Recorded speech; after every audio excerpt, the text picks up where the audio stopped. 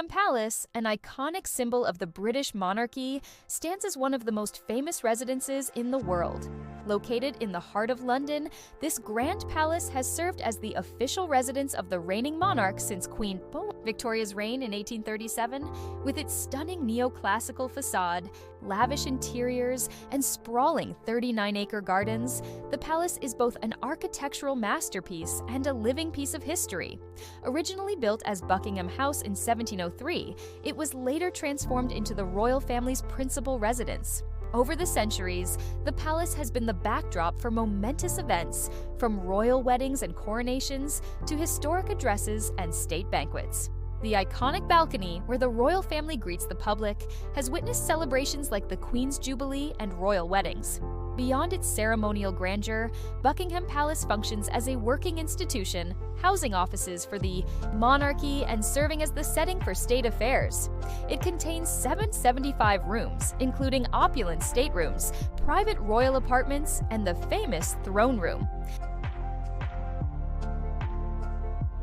Despite its formality, the palace welcomes visitors during the summer months, offering a glimpse into Britain's royal heritage. Buckingham Palace remains a timeless symbol of monarchy, history, and tradition.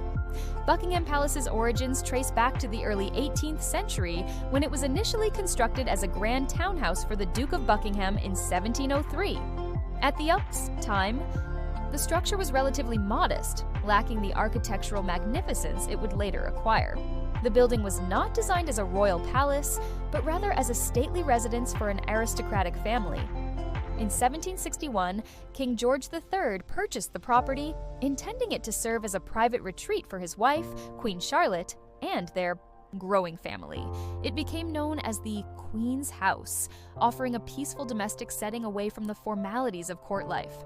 Despite its royal connections, Buckingham House, as it was then called, remained a private home rather than an official seat of power. The transformation into the Buckingham Palace, recognized today, began in the early 19th century under King George IV, who initiated extensive renovations. Architect John Nash was commissioned to redesign and expand the residence, giving it a grand neoclassical facade and luxurious interiors. By the time Queen Victoria ascended the throne in 1837, Buckingham Palace had evolved into the official royal residence of the British monarch, marking a significant shift in its historical role. When King George IV ascended the throne in 1820, he envisioned transforming Buckingham House into a grand royal palace. To bring this vision to life, he commissioned renowned architect John Nash, celebrated for his neoclassical and extravagant designs. Nash's plans included the addition of a new central block, lavish interior decorations, and a triumphal arch, enhancing the palace's grandeur. These modifications elevated the structure from a modest residence to a symbol of royal prestige. However, Nash's ambitious renovations came at an immense financial cost, far exceeding the initial budget. His extravagant expenditures led to controversy, ultimately resulting in his dismissal from the project. Despite these setbacks, construction continued and the palace was eventually completed, reflecting the monarchy's growing influence and power. Though the palace stood as an architectural masterpiece, it did not immediately become the official royal residence. It wasn't until Queen Victoria's accession in 1837 that Buckingham Palace was officially designated as the monarch's primary home, solidifying its place as the heart of the British monarchy. Queen Victoria's residency at Buckingham Palace in 1837 marked a pivotal transformation, establishing it as the official home of the British monarchy.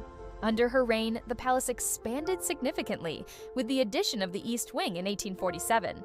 This extension introduced the now iconic balcony, where the royal family continues to appear for public greetings and celebrations.